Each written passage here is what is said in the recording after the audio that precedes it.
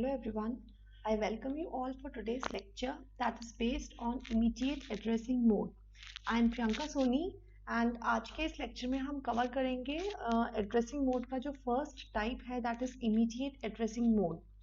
Previous lecture में मैंने आपको एक्सप्लेन किया था कि what do you mean bye addressing mode, इसके क्या बेनिफिट्स हैं, हम इसे क्यों यूज करते हैं. ठीक है, तो आज का जो हमारा लेक्चर है वो बेस्ड है इसके फर्स्ट टाइप पे. So let's start our addressing mode. देखिए हमने जो इसके जो various types of addressing modes हैं वो है इमीडिएट, जो हम आज के इस लेक्चर में कवर करेंगे. Then direct, indirect, register, displacement and stack. So let's start our today's topic that is immediate addressing mode. देखिए, first of all we need to know that what is operand and opcode. Previous class में I have already told that instruction is divided into two parts. The first one is opcode and the second one is operand. Now operand may contain some data, some values. It may also contain some memory address. Now अब जो operand में जो values है वो data है, कोई memory address है या फिर कोई register value है, तो इन bits को specify कौन करेगा? Addressing mode. ठीक है, सो एड्रेसिंग मोड ये स्पेसिफाई करेगा कि जो ऑपरेंड की जो बिट्स है वो किसे स्पेसिफाई करती हैं. क्या वो कोई डेटा है, क्या वो कोई मेमोरी एड्रेस है, या फिर वो कोई रजिस्टर वैल्यू है. सो इन्हें क्लासिफाई करने के लिए हम यूज करते हैं various types of addressing modes.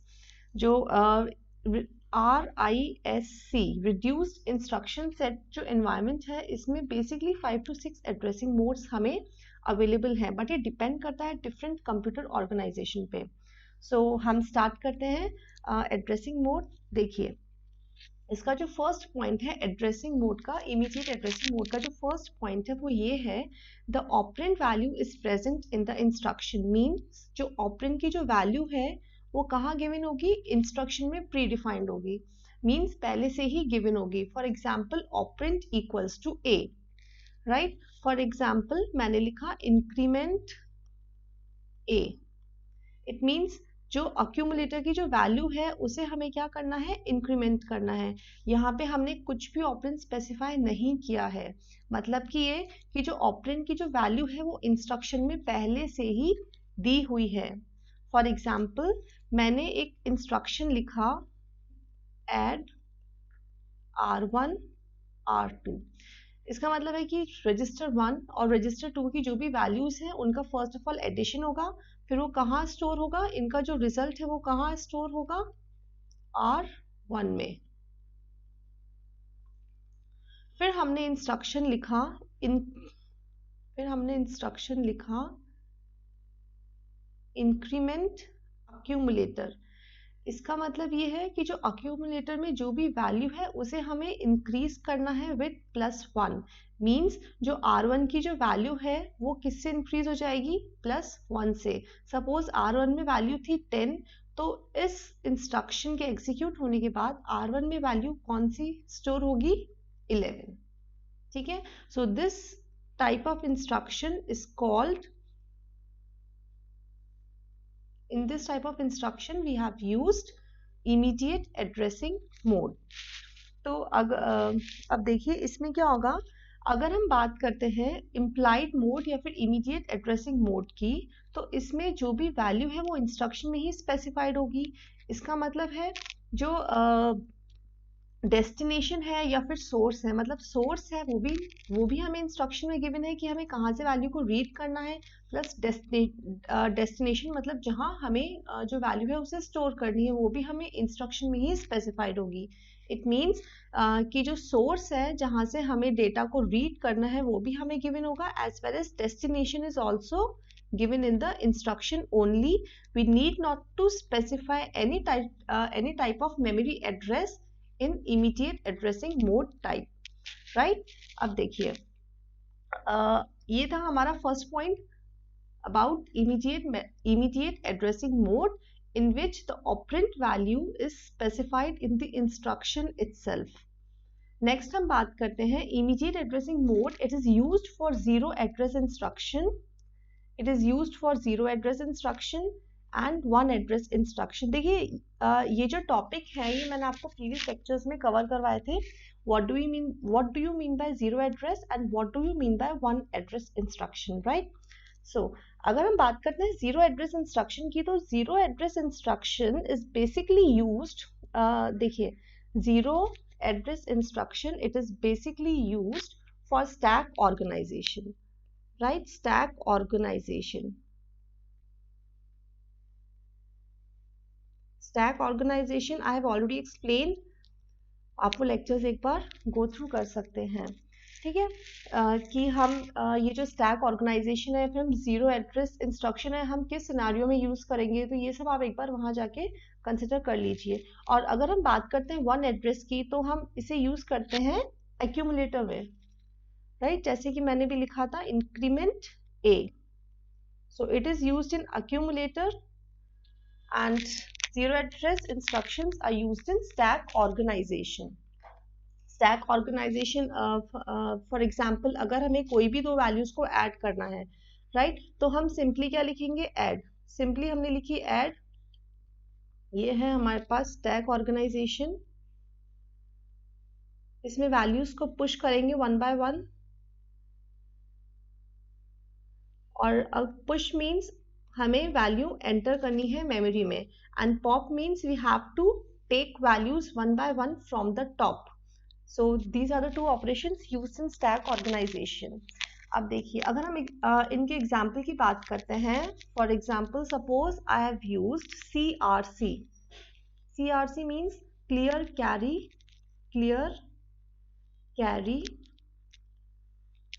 Flag. Clear carry flag. Clear carry flag इसका मतलब है कि जो डेटा है उसे सिंपली ये क्लियर करेगा। हमें इसमें अलग से कोई ऑपरेंट वैल्यू स्पेसिफाई नहीं कर रहे, ठीक है? ये इस इंस्ट्रक्शन से ही हमें पता चल रहा है कि हमें कौन सा ऑपरेशन परफॉर्म करना है। We need not to specify any type of operant in this type of instruction, right? अगर हम और एग्जाम्पल्स की बात करते हैं, for example I have used CLA. CLA is complement accumulator, right?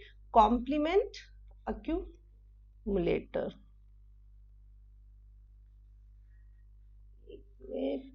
Complement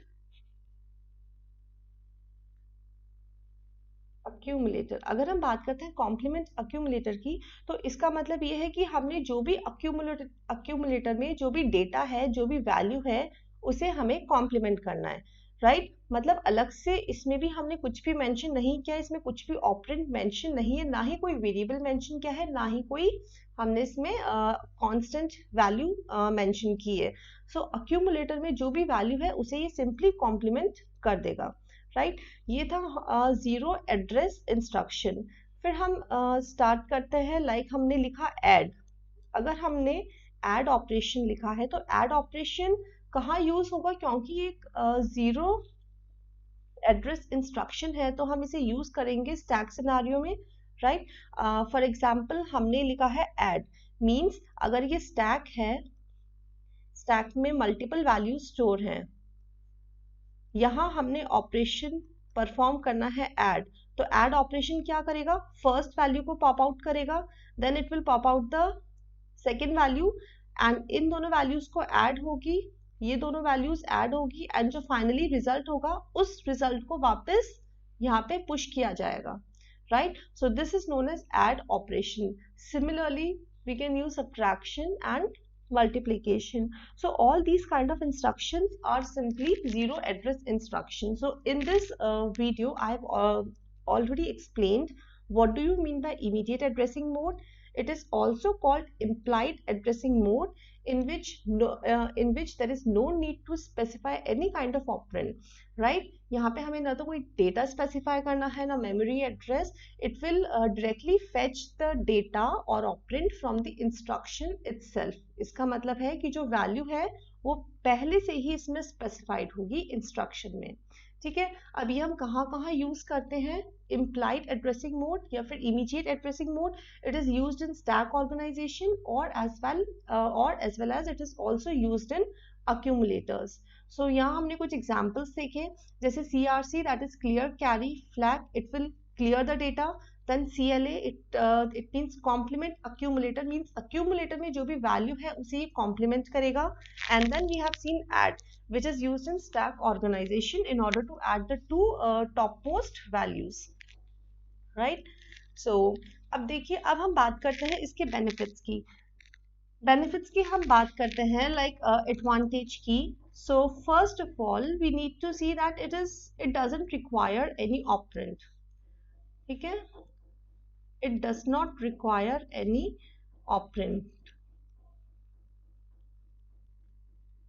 It does not require any operand, right? So no memory reference is required.